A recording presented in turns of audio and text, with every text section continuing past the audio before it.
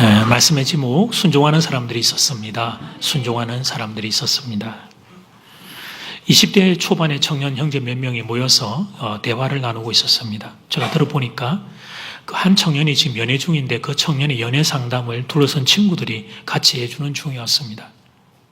그 친구들이 다들 이야기를 들어보니까 연애 박사고 다들 연애 전문가들이었습니다. 연애는 이렇게 하는 거야. 아니야, 야야, 연애는 이렇게 해야지. 아이, 바보야. 요즘 여자친구들은 이런 걸 좋아해. 각자 이제 훈수와 코칭을 두느라 정신이 없었습니다. 그런데 그들의 나이가 20대 초반이었습니다. 그리고 그 청년들, 제가 아는 청년들인데, 무엇보다 아직 여자친구가 없는 녀석들이 많이 있었습니다. 그런데 연애 코치를 한다고 서로 목소리를 높여서 자기의 생각이 견해가 옳다고 그렇게 이제 주장을 하고 있는 것이었습니다. 용서하고 들어주세요. 이런 순간을 웃기는 짜장, 웃기는 짬뽕 이제 이렇게 부르는 거예요. 제가 가만히 들어보니까 엉터리 코칭이 많았습니다. 맞는 말도 있지만 틀린 말이 더 많았습니다. 그렇습니다. 여러분, 어른들의 눈에 보면 아이들의 모습들이 훤히 보이는 겁니다. 그 내면이. 살아온 세월의 경험들이 살아오면서 다 실패했던 그 많은 경험들을 통해 어른들은 시야가 이제 넓어진 거죠. 눈물 나는 세월을 통과하면서. 그래서 이제 애들은 잘 안 보이지만 어른들은 보입니다. 어린아이를 키우는 부모님들, 아이들을 다, 속셈이 다 보이잖아요. 그렇죠? 예. 왜 저 녀석이 저런 말을 하나 지금 그 노림수도 다 보이고 다 보인단 말이에요. 자, 그러면 어른들은 어떻게 해야 하는가? 어른이 되었는데 그런데도 여전히 앞이 보이지 않을 때 그때 그러면 우리는 어떻게 해야 하는가? 어른이 되면 다 보인 줄 알았습니다. 근데 어른이 되고 보니 더 모르겠습니다. 인생을. 어떻게 살아야 하는지, 자녀들의 인생은 또 어떻게 될 것인지. 그럴 땐 당연하죠. 또 역시 나보다 시야가 더 크고 더 넓은 분의 도움을 받을 수 있으면 이보다 더 좋은 일은 없어요. 그러나 이 땅에 있는 인생들, 사람은 누구나 다 한계가 있는 존재입니다. 아무리 식견이 뛰어난 분이라 할지라도 그분 역시 인생의 한계 속에 놓여 있습니다. 우리는 내일을 알지 못하는 존재입니다. 내일을. 그래서 여러분, 사랑하는 여러분, 예수님을 찾아야 하는 것입니다. 예수님은 왕이시기 때문에 그렇습니다. 무엇보다 예수님은 시간의 주인이시기 때문입니다. 어제와 오늘과 내일을 한 손에 쥐고 계시는 시간의 주인이 우리 예수 그리스도 주님이십니다. 그래서 예수님을 찾아야 하는 것입니다. 그리고 예수님을 통해 어떤 감동과 말씀을 들었을 때 그 말씀을 따라 걷는 것입니다. 예수님의 말씀을 따라 걷는 게 왕이신 그분의 가르침을 따라 걷는 길이기에 가장 복된 길이다. 이 사실을 알기 때문입니다. 자, 점검 첫 번째, 예수님은 왕이십니다. 시작, 예수님은 왕이십니다. 예수님이 오늘 본문 예루살렘에 입성하시는데 사건을 보면 우연한 행진이 아니었습니다. 계획된 섭리의 행진이었습니다. 구약 성경에는 예수님이 6월절에 어린 양과 같은 존재로 올 것이다. 메시아가 그렇게 예언하고 기록되어 있습니다. 신약 성경에는 그 예언된 그것이 그대로 성취된 걸 보여줍니다. 성경은 진리예요. 40명이 넘는 저자에 의해서 다른 시대, 다른 공간에 기록된 말씀이 앞뒤가 그냥 이렇게 매칭이 되면 정확하게 예언이 현실로 이루어지고 있습니다. 예수님이 지금 이제 예루살렘으로 들어가면 입성하시는 그림인데, 예루살렘에 들어갔을 때 예수님은 십자가 사건이 기다리고 있는 걸 아셨어요. 그리고 동시에 6월절 명절이 다가오고 있는 것도 아셨습니다. 예수님은 의도적으로 그 때를 기다리신 후에 정확하게 6월절 명절이 시작되기 엿새 전에 예루살렘으로 입성하셨습니다. 하나님의 섭리하에 준비된 계획된 시점이었던 것입니다. 또한 예수님은 입성하실 때 나귀를 타고 들어가셨습니다. 우연한 일이 아닙니다. 구약 성경에 예언되어 있었던 일입니다. 예수님이 이 땅에 오시기 520여 년 전에 스가랴 선지자를 통하여 오실 메시아는 이렇게 오실 것이라고 예언되어 있는 바가 있습니다. 스가랴 9장 9절 말씀은 같이 시작. 시온에 따라 크게 기뻐할지어다. 즐거이 부를지어다. 보라, 내 왕이 내게 임하나니 그는 공의로 구원을 베풀며 겸손하여서 나귀를 타나니 나귀의 작은 것 곧 나귀 새끼니라. 아멘. 그래서 오늘 본문을 보면 예수님이 나귀를 타신 겁니다. 말씀이 이루어지게 하도록 위하여. 1절과 2절에 그 사실이 기록되어 있어요. 그리고 그 나귀가 어디에 있는지를 예수님은 정확히 알고 계셨습니다. 이 한 가지 사실을 통해서도 예수님은 평범한 분이 아니라는 걸 우리는 알게 됩니다. 그분은 전지전능한 하나님이십니다. 여기서 우리는 예수님의 신성을 다시 한번 발견하게 되는 것입니다. 사건은 계속해서 이제 이어집니다.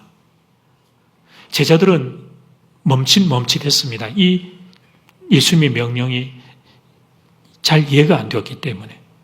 근데 갔을 때 3절 말씀을 보면 만일 누가 너희에게 왜 이렇게 하느냐고 묻거든 주가 쓰시겠다 하라. 근데 이것도 생각해 봐야 될 포인트입니다. 나귀 한 마리를 가서 끌고 오라고 하셨습니다. 그래서 나귀 주인이 왜 우리 나귀를 끌고 가요? 성경에 기록되어 있지 않지만 이런 말도 아마 했을 가능성이 있죠. 당신들 도둑 아니요? 라고 묻거든 주가 쓰시겠다고 하라고 대답하라고 가르치셨어요. 근데 여러분 이건 사실 좀 무례한 일이었어요. 그런데 예수님은 그럴 수 있습니다. 그 나귀의 주인은 진정한 주인은 예수님이기 때문에 그렇습니다. 나귀를 만드셨고 나귀의 운명을 다스리는 주인이십니다. 아니 나귀만이 아니라 모든 것을 다스리는 만왕의 왕이 예수님이십니다. 아내와 농담 삼아 이런 이야기를 나눈 적이 있어요. 저와 아내는 회사에서 이제 만나서 결혼한 사내 커플의 케이스인데 저는 이제 대학원을 좀 다니다가 회사에 이제 들어갔습니다. 그래서 제가 만약에 제가 회사를 안 오고 계속 공부를 했으면 내가 당신을 만났을까? 그리고 아내도 대학을 졸업하면 이제 학교의 추천으로 미국에 이제 장생으로 유학을 갈 기회가 있었는데 거기를 가지 않고 이제 그냥 회사에 입사를 했습니다. 그러니까 아내도 만약에 미국에 유학을 갔으면 저를 만날 수 있었을까? 이제 이런 이야기를 이제 나눈 적이 있었던 것입니다. 그러니까 이런 경우들이 있을 때 남편들에게 팁입니다. 나는 무조건 그래도 만났을 거야. 이렇게 이야기를 해야 한 1년 정도 이제 반찬이 확보가 되는 거예요. 설사 속으로는 아니어도 그렇게 말을 하면서 사는 거죠. 근데 사실 여러분 정답은 알 수가 없어요. 여러분 우리는 아무리 똑똑해도 우리의 미래를 알 수가 없습니다. 사랑하는 여러분 배우자 만날 것 미리 알고 여러분 사시다가 다 기다렸던 배우자 다 만나셨죠? 아멘 하라니까. 근데 기회를 주는데 없어요. 우리는 우리 인생의 가장 소중한 배우자 문제도 우리는 알 수 없어요. 아니 제가 저희 아내를 제가 만날 것을 알았다면 제가 혼자 솔로에 있었던 청년 때 쓸쓸하고 외로운 마음 안 가졌겠죠. 내 짝은 어디 있는지. 그걸 확실히 알았다면. 우리는 알 수 없어요. 그래서 부모들은 자녀들의 인생을 생각하면 기도를 하게 되는 겁니다. 우리는 모르니까. 그리고 그래서 하나님이 계신다는 게 얼마나 감사한지 모르겠습니다. 하나님을 믿고 자녀를 맡길 수 있다는 사실, 자녀들의 인생에 어떤 선택의 중요한 갈림길이 있을 때 하나님의 곁에 나와 기도할 수 있다는 사실이 얼마나 감사한지 모르겠습니다. 나보다 내가 더 사랑하는 내 자녀들의 인생, 하나님의 어떤 길이 하나님이 원하시는 길입니까? 하나님 앞에 나와 여쭤보고 내가 물어보고 대화할 수 있는 하나님이 계신다는 사실. 그 사랑하는 여러분, 그렇게 사랑하는 자녀지만 부모는 자녀의 미래를 알 수 없습니다. 미래를 알 수 없을 뿐 아니라 대신 살아줄 수도 없어요. 그러나 하나님은 알고 계십니다. 그래서 여러분 하나님께 우리 자녀들의 인생을 맡겨야 하는 것입니다. 모세와 다윗의 공통점 중 하나는 이 두 분이 광야를 통과했다는 사실입니다. 광야는 앞이 보이지 않는 곳입니다. 광야는 내일을 예측할 수 없는 곳입니다. 지도도 없고 여행 계획서도 없습니다. 그런데 모세와 다윗이 그 광야를 통과했습니다.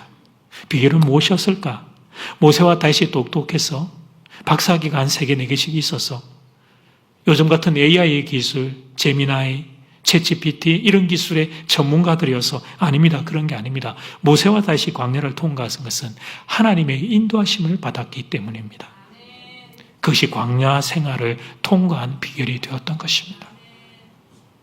다윗은 광야에서 경험했던 하나님과의 동행의 스토리를 성경의 시편에 절절히 녹여냅니다. 순간순간 광야와 같은 시간을 지나가며 그가 그 시간을 어떻게 통과했는지를 시편 속에서 그가 소개하죠. 그 전체를 관통하고 있는 메시지가 시편 23편이에요. 잘 아시는 시작. 여호와는 나의 목자시니 내가 부족함이 없으리로다. 하나님이 다윗의 목자가 되어주셨던 겁니다. 하나님이 광야 생활의 순간순간에 숨을 쉴 수 있게 해주셨던 거예요. 이게 모든 것이 원한도 다 되었다 그런 건 아니에요. 광야를 통과하며 시편 23편도 보면 사망의 음침한 골짜기를 지날 때가 있었으니까. 그러나 그때도 하나님이 목자가 되어서 지팡이로 막대기로 다윗을 보호하고 지켜주셨다는 거예요. 다른 말로 하면 다윗은 그 하나님을 의지했고 목자이신 하나님을 사모했고 찾고 구했다 그런 뜻이 되는 것입니다. 왜 그러면 다윗은 그토록 하나님을 찾고 또 찾았을까? 이유는 간단해요. 다윗은 하나님이 어떤 분인지를 알았어요. 하나님이 왕이라는 사실을 알았어요. 그분에게는 생명과 축복이 있다는 사실을 알았어요. 내 인생의 인생인 우리는 산성이 필요하고 방패가 필요하고 우리를 보호할 손이 필요한데 하나님이 가장 적합한 가장 좋은 분이라는 것을 다윗은 알았던 거예요. 그래서 다윗은 어떻게든 하나님과 연결되고 싶었어요. 하나님과 연결되고 싶었어요. 그래서 하나님을 찾고 또 찾았던 것입니다. 사랑하는 여러분, 예수님이 왕이십니다. 예수님이 인도자이십니다. 한치 앞도 알 수 없는 광야길, 우리 자녀들의 미래, 예수님은 그 길을 알고 계십니다. 그래서 예수님을 찾아야 하는 것입니다. 예수님을 의지해야 하는 것입니다. 예수님과 연결되어야 하는 것입니다. 내게 믿음이 없으면 믿음을 달라고 기도해야 하는 것입니다. 그것이 가장 복된 길이 되는 이유인 것입니다.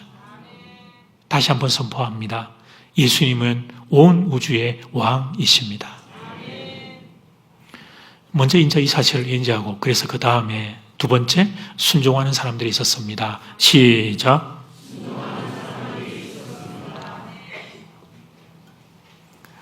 여러분, 우리는 예수님 편이기 때문에 성경 말씀을 보면 예수님이 하시는 것들을 무조건 편을 들어드리지만 오늘 본문은 객관적으로 보면 약간 조금 무례하다고 볼 수 있어요. 여러분, 예수님은 예의를 존중하는 인격적인 분이십니다. 그런데 오늘 예수님이 무례한 명령을 하셨습니다. 맞은편 마을로 가서 나귀 한 마리를 끌고 오라는 것이었습니다. 이것을 법적 용어로 말하면 절도입니다. 절도. 예수님 용서하시고 들어주셔요. 남의 것을 갑집을 안 하고 그냥 끌고 오면 그건 범법 행위가 되는 겁니다. 제자들이 우려하고 있었는데 실제로 우려한 일이 일어났습니다. 제자들이 나귀 새끼를 끌고 오려고 하니까 제자들은 가면서 그런 기대를 했을 거예요. 끌고 와도 주위에서 아무도 이것에 대해서 뭐라 하고 항의를 안 하면 좋겠다. 그런데 우려했던 일이 덜컥 일어난 거죠. 거기서 있는 사람들이 항의를 한 거예요. 뭐요 당신들? 뭔데 남의 나귀를 그냥 끌고 가려고 하요? 그러니까 여러분, 예수님이 제자들에게 한 이 명령이 이해가 지금 여러분은 되십니까? 예수님이 여러분 보고 이렇게 하라고 하면 순종하시겠어요? 어린 반푼어치도 없는 일입니다. 다들 손사래를 치고 어디 그렇게 비인격적이고 무리한 명령을 내리냐고 여러분 다 거절하실 겁니다. 여러분 보고 제가 여러분 예수님의 분명한 응답을 드렸어요. A 집사님 보고 예수님 말씀하십니다. 저 앞에 부산대학교 앞에 가면 무슨 차종차가 있을 텐데 그거 끌고 오십시오. 뭐 차는 여러분 감당도 못할 거고 뭐 변명할 거 아니야. 열쇠가 없다. 그럼 자전거 하나 끌고 오라고 하면 끌고 오시겠어요? 어린 반푼어치도 없는 일이죠. 비유를 한번 들어봅시다. 더 현실적으로. 제가 다른 지역에 집회를 가게 되었습니다. 그러니까 우리 입장에서 이해가 안 되는 지시와 명령을 받았을 때 여러분의 감정이 어떤지 제가 비유를 드는 거예요. 제가 한두 시간 전에 제가 여러분에게 전화를 해서 집사님, 지금 일하는 거 있는 거 잠깐 좀 멈추고 내 오늘 대구 집회 가게 되었는데 집사님 그 일 좀 멈추고 집사님 차로 내 운전해서 대구 왕복 운전 좀 해주세요. 그러면 여러분 아멘 하실 분. 아멘 아무도 없을 줄 알았어요.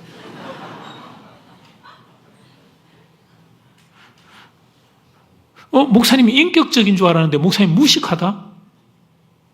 욕만 안 해도 감사할 겁니다. 욕만 안 해도. 그래서 한 번씩 제가 이런 부탁도 좀 해봐야 되겠다는 생각도 들어요. 물론 여러분, 저는 예수님이 아니죠. 저는 한 인간 목회자에 불과해요. 그러나 당시의 제자들도 예수님에 대한 인식이 완전히 열렸던 건 아닙니다.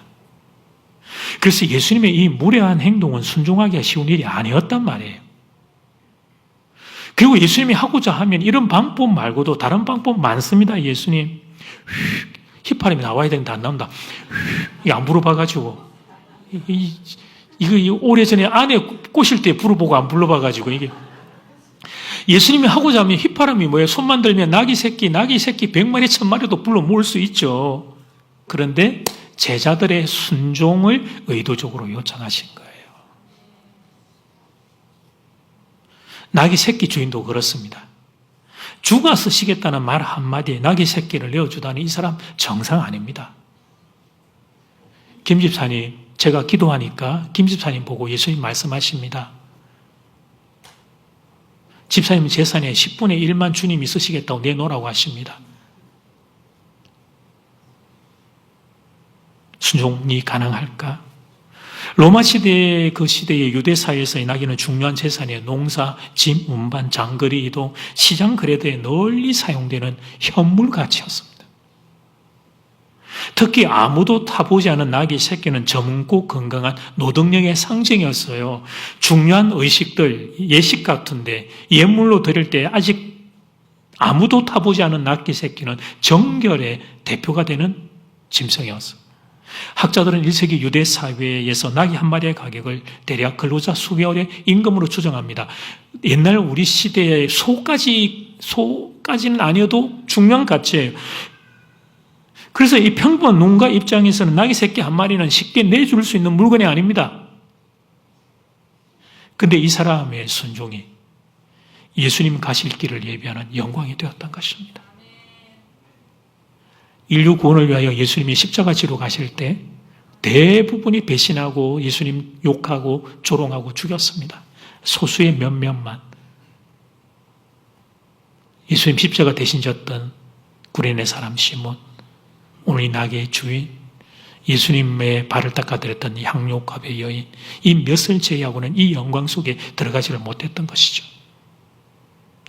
퍼즐을 맞추다 보면 이런 사실들을 확인합니다. 어린아이용 작은 퍼즐은 뭐 던져놓고 대충 10피스, 20피스 되는 거는 대충 그냥 맞춰도 이렇게 맞춰볼 수 있어요. 그러나 전문가용의 퍼즐, 피스가 600피스, 500피스 이상 되는 건 그렇게 해서 맞출 수 있는 게 아니에요. 여러분에게 뭐 전문가용 퍼즐이 될 수 있는 걸 여러분 보여드리는데, 저 통에 들어가 있는 박스의 앞이나 뒤를 보면 저 그림의 완성본이 있죠. 그 사진, 샘플 사진을 보고 그 그림에 맞춰 끼워야 돼. 내가 하고 싶은 대로 하는 게 아니라 그 가르쳐주는 설계도에 따라서 할 때 아름다운 작품의 완성을 우리는 이루게 됩니다. 여러분, 제자들은 예수님 말씀의 의도를 몰랐습니다. 나에게 주인 역시 예수님의 의도를 알았던 건 아니에요. 그러나 예수님이 말씀하셨기 때문에 그냥 예수님이 쓰시겠다는 말씀, 그 말씀 때문에 그 말씀의 순종에 그들의 걸음을 옮겼을 때 그때 그들은 하나님 나라의 일원이 된 것입니다. 인류 구속이라고 하는 예수님 사역에 놀라운 동력자가 된 거예요. 이제 우리가 보고 있는 너무나 부러운 그 자리에 이 제자들과 그리고 이 나귀의 주인이 이 자리에 서게 된 것입니다. 지금 천국에서 그분들은 이제 알겠죠. 그때 그 일이 그 놀라운 일이었다는 것을. 사랑하는 여러분, 자기의 이름을 높이는 사람이 있어요. 가문의 영광을 높이는 사람이 있어요. 입신양명을 통해 자신의 이름과 가문의 이름을 높이는 거죠. 시골에 가면 운전해서 이렇게 여러분 심을 죽어버리는 현수막 막 걸어놓은 것도 볼 때가 있어요. 그 중에 하나, 20년 만에 아기가 태어난 시골 마을, 아기 태어난 걸 축하하고 있습니다. 20년 만에 태어났으니 그럴만해요. 오늘 우리가 간 곳이 아니라 우리는 오늘 두 가정에 또 아이가 오늘 나와서 또 인사를 드릴 텐데, 여러분 가보면 많습니다. 누구 집 아들 공무원 시험 합격하다. 누구 집 아들 어느 대학에 합격하다. 누구 집 아들 야구 선수 국가대표가 되다. 이제 이런 것들 현수막 걸려 있는 것도 우리는 보곤 해요. 그러니까 이렇게 가문의 이름을 높이는 사람들 입심양명이라고 합니다. 그런데 예수님의 이름을 높이는 사람이 있는 것입니다. 자신의 인생을 통해서 예수님의 영광을 높이는 사람이 있는 것입니다. 하나님 나라를 구축하는데 동력자가 되는 사람들이 있는 거예요. 본문의 제자들과 나귀의 주인이 그렇게 쓰임을 받은 것입니다. 예수님의 말씀에 순종함으로 그들의 인생에 그렇게 귀하게 쓰임을 받았습니다. 저의 소원은 여러분의 인생이 그렇게 쓰임 받기를 원하는 것입니다. 물론 입심양면도 나쁜 것 아닙니다. 열심히 살아서 집안의 이름을 높이는 것 좋은 일입니다. 그런데 그 방향이 예수님의 영광을 높이는 것과 일치가 되어야 하는 거예요. 하나님의 나라를 이루는 것에 동력하는 걸음이 되어야 하는 거예요. 이 땅의 지도자를 올해 이번에 또 세우겠지만 그분들이 그 자리에 서서 할 일은 명확하죠. 성경의 말씀의 세계관을 이 땅에 구축하기 위하여 자기가 가지고 있는 은사를 활용하는 것입니다. 사랑하는 여러분, 하나님의 나라와 아무 상관없는 사람이 아니기를 바랍니다. 여러분의 인생이 하나님 나라를 세우는데 소중하게 쓰임받기를 주의 이름으로 축복합니다. 말씀을 준비하는데 오늘 이 본문의 제자들 그리고 나귀의 주인과 같이 순종하는 귀한 성도들의 얼굴이 이렇게 여러 명이 스쳐 지나갔습니다. 착하고 신실한 하나님의 사람들. 주마등처럼 스쳐 지나가는 얼굴들이 있었어요. 지난해 제가 건강 때문에 안식어를 사용하게 되었을 때 저를 걱정한다고 연락을 주신 분들이 계셨습니다. 저희 부부를 맛있는 식당으로 초청하셨어요. 그리고 거기서 많이 웃게 해주셨습니다. 일부러 그 집사님 가정이 저희를 많이 즐겁게 해주셨어요. 그게 너무 감사해서 제가 계산하려고 했다가 막 혼이 나고 그랬던 기억도 있어요. 어떤 교우는 당신이 몸이 안 좋을 때에 목사님 나 이렇게 해서 내 건강에 도움을 받았어요. 그렇게 치료의 방법이 있다고 소개하고 또 안내해주고 그런 분도 계셨습니다. 한 분 성도님은 저에게 이런 고백을 하셨습니다. 목사님, 다시는 목사님 속 썩이지 않을게요. 그동안 죄송했습니다. 입 밖으로 내놓기 어려워서 그 말을 고백해 주신 분이 계셨습니다. 기도하자면 기도하고 성경 읽자면 성경 읽고 아침 묵상하자면 아침 묵상하고 감사 노트 쓰자면 감사 노트 쓰고 놀러와 축제 자원봉사한다 하면 우르르 자원봉사 순종한다고 모이고 예단부 농촌교회 봉사 가자 하면 어린아이들 덜쳐입고 순종하고 몽골 단기 선교 간다고 하니까 일주일 만에 인원이 다 차고 후원하는 손길들 이런 부탁 저런 가르침에 착하게 순종하는 여러분들의 얼굴이 떠올랐어요. 그것이 바로 하나님의 동력자로 사는 길이 되는 것입니다. 하나님은 여러분의 그런 순종을 모아서 담아서 당신의 교회와 몸을 세워가십니다. 하나님 혼자 폼나게 하지 않으시고 우리에게도 기회를 주시죠. 그래서 때로는 우리의 작은 순종, 때로는 힘에 넘치는 우리의 헌신을 받아서 당신의 몸된 교회를 세워가시는 겁니다. 이 땅에 하나님의 나라를 이루어 가시는 겁니다. 이 귀한 사역에 더 많이 동참하는 여러분들 되기를 주의 이름으로 축복합니다. 사랑하는 여러분, 때론 이해가 되지 않아도 순종하는 거예요. 예수님의 말씀이기 때문에, 왕이신 그분의 말씀이기 때문에 나는 모르지만 그분의 말씀이니까 가서 나귀 새끼 끌어오라고 하는 무례한 명령에도 예수님은 내가 모르는 뜻을 가지고 계실 것이라고 순종하는 거죠.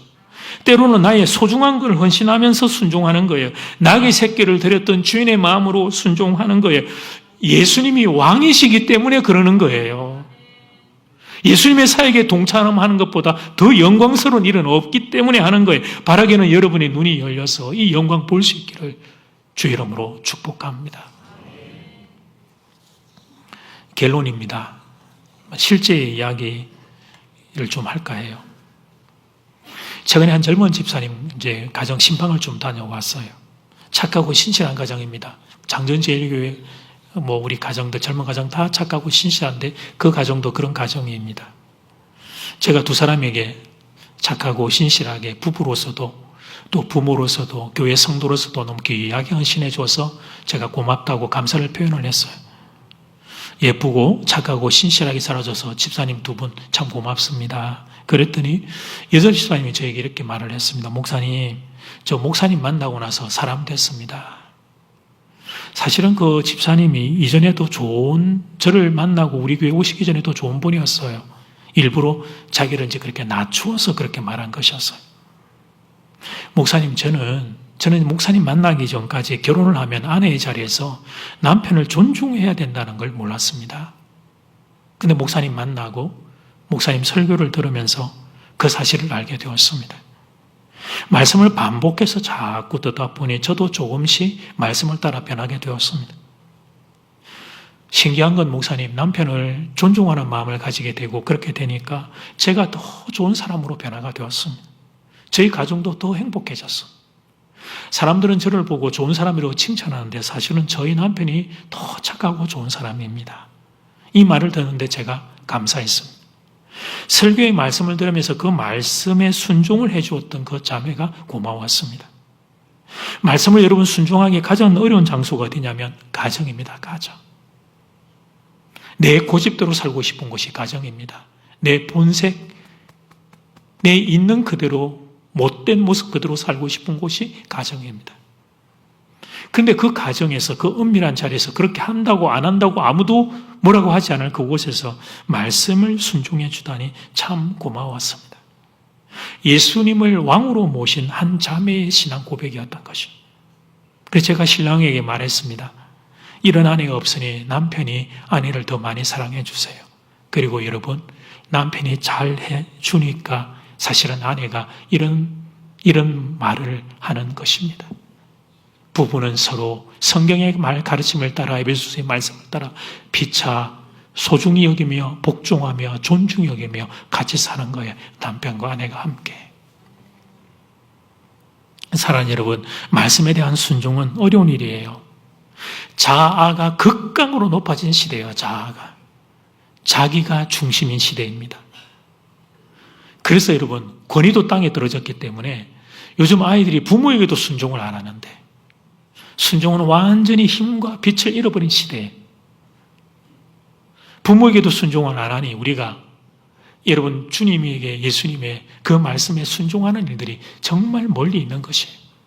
그러나 사랑하는 여러분 말씀에 순종할 수 있다면 그 사람은 복을 누리게 될 겁니다. 말씀의 주인 되시는 우리가 순종하는 말씀의 주인 되시는 예수님이 왕이시기 때문에 그런 것입니다. 말씀에 순종하면 왕이신 예수님의 통치가 그 사람에게 임하게 될 것입니다. 왕이신 예수님의 축복이, 왕이신 예수님의 치유가, 왕이신 예수님의 능력이, 왕이신 예수님의 평강이 그 사람과 그 자리 위에 임하게 될 것입니다. 여러분 모두 말씀에 순종하는 복된 인생들 되기를 주의 이름으로 축복합니다.